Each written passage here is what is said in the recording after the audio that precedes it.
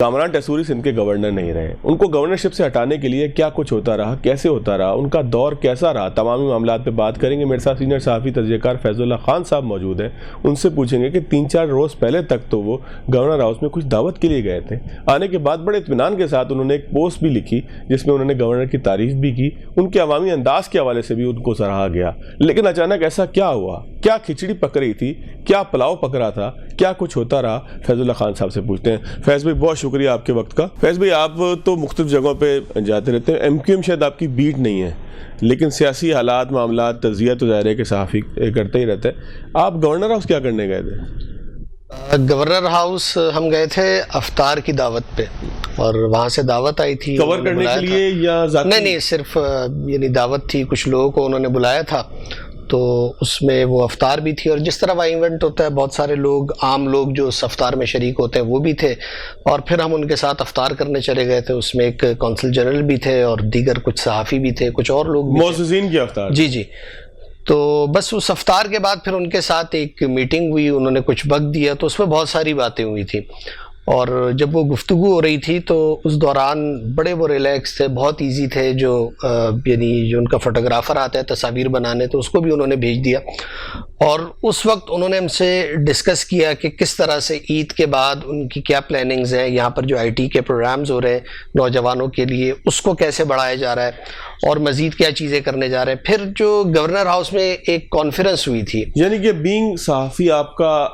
کہیں آپ نے ان کی باڈی لینگویج میں یہ نہیں دیکھا کہ یہ رخصت ہونے والے ہیں؟ نہیں، وہ بالکل ایزی تھے، بہت 48 گھنٹے پہلے کی بات ہی ہوگی۔ بہت یعنی وہ اپنے پلانز شیئر کر رہے تھے کہ یہ اب ہونے جا رہا ہے، اور اگر ایسی کوئی چیز ہوتی تو اس میں ان کی گفتگو، ان کی بدن بولی سے کچھ نہ کچھ جھلکتا۔ اب جیسا کہ انہوں نے بتایا کہ کانفرنس ہوئی ہے اور اس پر ان پر بہت زیادہ اعتراضات ہو رہے ہیں، تو انہوں نے کہا میں تو یہ چیلنج دیتا ہوں کہ آپ بتائیں کہ میں نے کب کہا کہ میں صوبے کو تقسیم کرنے جا رہا ہوں، میں نے تو اس طرح کی کوئی اسٹیٹمنٹ نہیں دی۔ اور اس میں بہت سارے لوگ آئے، معین الدین حیدر صاحب آئے، بہت سارے صحافی تھے، انہوں نے کراچی کے مسائل پر بات کی، اس چیز کو ہائی لائٹ کیا۔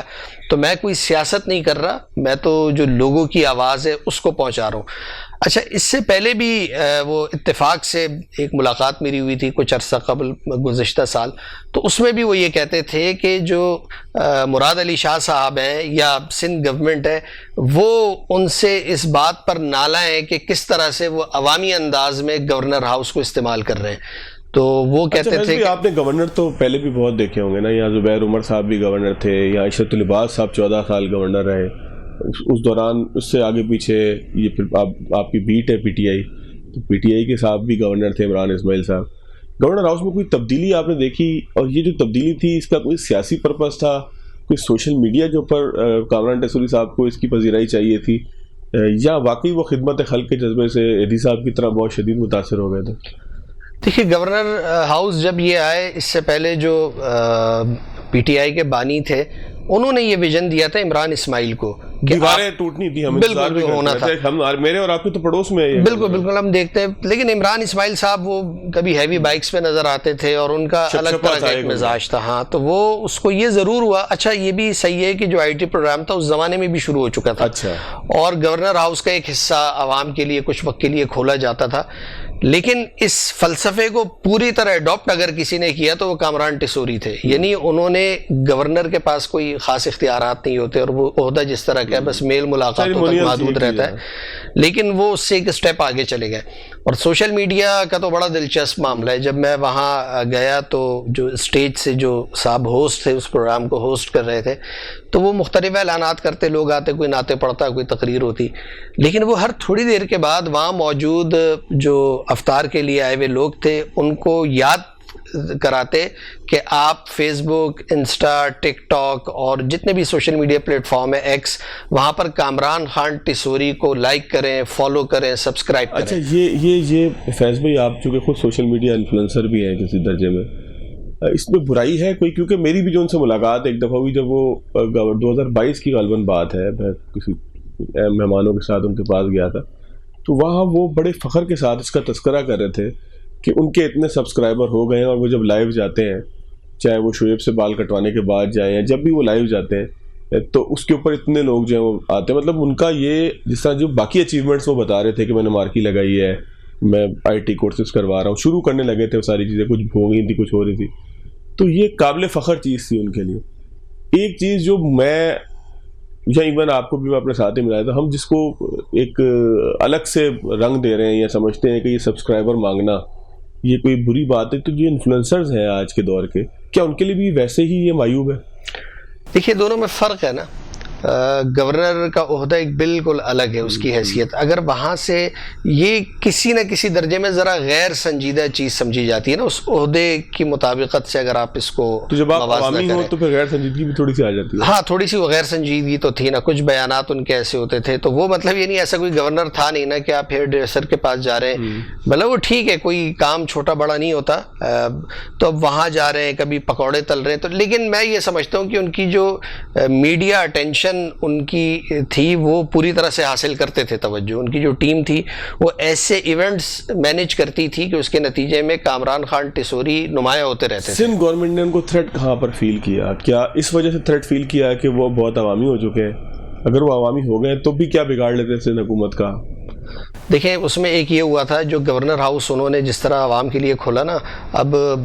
حقیقت تو یہی ہے کہ سارے جو ہاؤسز ہیں یہ اشرافیہ کی نمائندگی کرتے ہیں, اس کی علامت ہے. عوام کا یہاں کیا لینا دینا ہے, یہ تو اس جگہ پر جب عوام بالکل رعایا وہ اندر آ رہی ہے, وہ تو عوام کے اندر آنے سے نا تو جو کچھ حلقے ہوتے ہیں نا آپ کی حکومت کے وہ بہت زیادہ پسند نہیں کرتے, کیوں کہتے ہیں یار عوام کا بس ایک فاصلے پر ہی رکھیں, جلسوں کے لوگ ہیں, کہاں ان کو آپ گورنر ہاؤس لے کر آ رہے. تو ایک اس چیز کے اوپر پھر کبھی وہ میئر کراچی پر تنقید کرتے تھے کراچی کے حوالے سے, اس سے بھی, اور پھر جس کو کہہ لیں کہ آخری جو معاملہ ہوا وہ جو وہاں کانفرنس ہوئی اس کو پیپلز پارٹی نے بہت زیادہ ریئیکٹ کیا, سندھ اسمبلی میں قرارداد بھی آئی اس کے خلاف, اور سوشل میڈیا پر ہم نے کس طرح کا نیریٹو بھی دیکھا کہ ان کو کہا گیا کہ یہ کراچی کو الگ کرنے کے لیے اور اس طرح سے متعصبانہ قسم کا بیانیہ ترتیب دے رہے ہیں تو ان کو ہٹانا چاہیے. اور پیپلز پارٹی کا بڑا پرانا یہ مطالبہ تھا کہ یہاں پر مسلم لیگ نون اپنا نمائندہ تعینات کرے, یہاں پر گورنر کا جو عہدہ ہے ان کے پاس ہونا چاہیے, لیکن ایک عرصے تک نہیں ہوا. اس میں اب اور سوال پیدا ہوتا ہے, اب کامران ٹیسوری صاحب اللہ حافظ ہو چکے ہیں, ملک سے باہر بھی چلے گئے ہیں, وہ سنے عمرے پہ گئے ہیں, ٹرکش ایئر لائن پہ گئے ہیں, اس لیے لوگ سوال کر رہے ہیں کہ ٹرکش بہرحال فلائٹیں کم ہے, شاید وہ بالکل درست بات ہوئی. لیکن نہال ہاشمی کے علاوہ کیا نون لیگ کے پاس کوئی اور آپشن تھا یہاں پر؟ یہ میں اس لیے آپشن کہہ رہا ہوں کہ ایک غیر اعلانیہ سی ایک انڈرسٹینڈنگ ہے کہ اردو بولنے والا گورنر ہوگا اگر سندھی بولنے والا چیف منسٹر ہوگا, تو اس غیر اعلانیہ جو ایک انتظام ہے اس میں نہال ہاشمی کے علاوہ نون لیگ کے پاس کوئی اور آپشن تھا؟ نون لیگ کے پاس کوئی آپشن نہیں تھا, اور اگر یہ والا انتظام نہ ہوتا تو یقینی طور پر یہ عہدہ جانا تھا بشیر میمن صاحب کے پاس. گو کہ ان کے اوپر بھی پیپلز پارٹی کو بڑے تحفظات تھے, لیکن اب اسی انتظام کی وجہ سے نہال ہاشمی صاحب کو یہ عہدہ ملا, اور ان کا ایک بیک گراؤنڈ ہے, کچھ بیانات ہیں اور بہت ساری ایسی چیزیں ہیں کہ وہ پسندیدہ نہیں تھے, لیکن صورتحال ایسی بن گئی کہ انہی کو لانا پڑا. اور مسلم لیگ نون کا مسئلہ یہ ہے کہ کراچی سمیت سندھ کے جتنے بھی شہر ہیں وہاں پر ان کا کوئی تنظیمی اسٹرکچر نہیں ہے, تو انہوں نے اس پر کوئی کام ہی نہیں کیا. جب آپ نے کام نہیں کیا, کراچی بھی آپ نے اگنور کیا تنظیمی طور پر, تو آپ کے پاس لوگ ہی نہیں ہیں. نہال ہاشمی صاحب کی اپنی کوئی جد و جہد تھی اس عہدے کو حاصل کرنے کے لیے, یعنی کہ وہ خواہش مند تھے؟ کوئی اطلاع اس حوالے سے آتی ہے کہ وہ گورنر صاحب کامران ٹیسوری صاحب کو کا پتہ صاف کرنا چاہتے تھے؟ دیکھیے پتہ تو وہ صاف نہیں کرنا چاہتے تھے, لیکن سیاست میں ان کے آنے کا مقصد ہی ہے کہ ایک سیاستدان یہی چاہتے ہیں اس کو عہدہ ملے. وہ سینیٹر بھی تھے,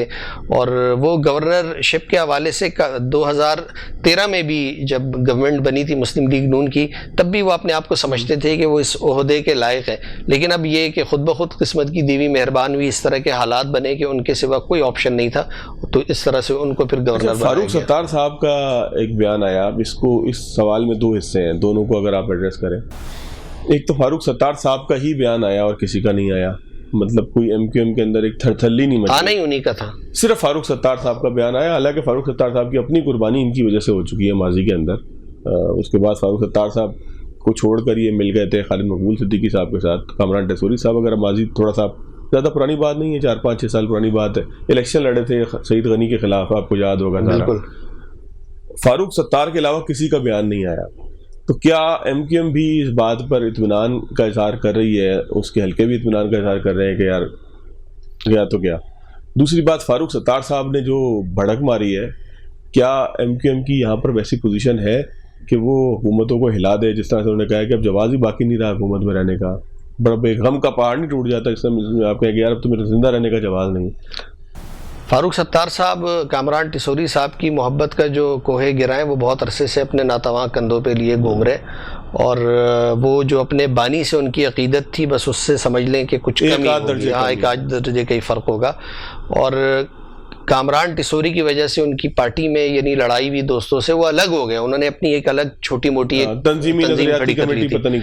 اور اب بھی دیکھیں تو اب آپ دیکھیں کہ سب سے زیادہ اگر کسی کو تکلیف ہوئی تو فاروق ستار صاحب ہے، اور اس حوالے سے بہت ساری باتیں کی جاتی ہیں کہ اس کے کیا وجوہات ہیں کہ جس کی وجہ سے فاروق ستار یہ کرتے ہیں.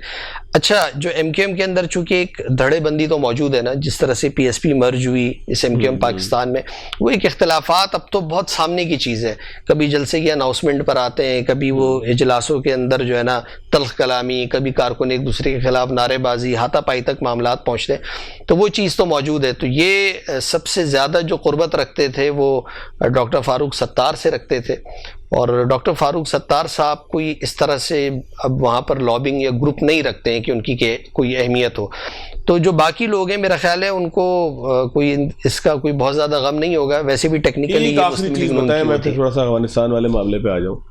کامران ٹیسوری صاحب کہیں قائد تحریک بھی بننا چاہتے ہیں ایم کیو ایم کے، اس حوالے سے کوئی آپ نے بھی کوئی بات سنی ہے؟ صرف مجھے پتہ لگا ہے یہ جو خلا ہے اس کو، چونکہ اس وقت کوئی لیڈرشپ ایسی نہیں ہے کہ جو اس کو پر کر سکے.